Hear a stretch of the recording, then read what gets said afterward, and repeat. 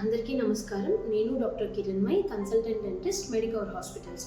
So ఈ video ఒక ముఖ్య ఉద్దేశం ఏంటి అంటే, నేను 5 సలహాలు సూచనలు ఇస్తాను మీకు. ఏ విషయం మీద అంటే, మన నోటి నుంచి ఎక్కువ దుర్వాసన రావడం వలన, ఎవరైనా ఇలాంటి దుర్వాసనని ఫేస్ చేస్తుంటే, అంటే ఎవరితో అయినా మాట్లాడుతున్నప్పుడు అలా అన్కంఫర్టబుల్గా ఫీల్ అవుతూ ఉంటే, మీరు పాటించవలసిన 5 ఏంటి అంటే, first thing dental OP as soon as possible. So first thing dental OP consider చేసుకోవాలి. అంటే మీరు మా ఓపీడీకి వాకిన్ అయితే అది జస్ట్ డిపాజిట్స్ ఏమీ లేవు, ఏమీ సిస్టమిక్ డ్యామేజ్ లేదు, అంతా బాగుంది అంటే నెక్స్ట్ టిప్స్ పనికొస్తాయి అన్నమాట. అవి ఏంటి అంటే 2 times బ్రష్ చేసుకోవడము, రోజు రాత్రి సాల్ట్ వాటర్ని గార్గిల్ చేయడము, గోరువెచ్చని నీళ్ళలో కొంచెం ఉప్పు వేసుకొని పుక్కిలిచ్చి ఉమ్మించడము.